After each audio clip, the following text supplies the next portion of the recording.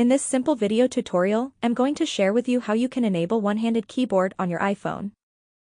A one-handed keyboard on an iPhone enhances convenience and accessibility, particularly for users with larger devices or limited mobility. It allows for easier and faster typing with one hand, which is beneficial when the other hand is occupied. To enable it, simply head to your phone settings. On the Settings page, select on General.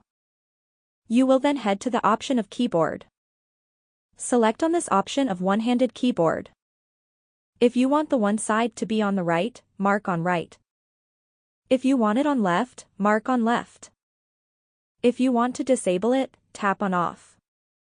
That's how easy it is to enable one-handed keyboard on your iPhone. If you have any questions, just let me know in the comments section down below. Please don't forget to leave a like, share and subscribe for more video tutorials like this one.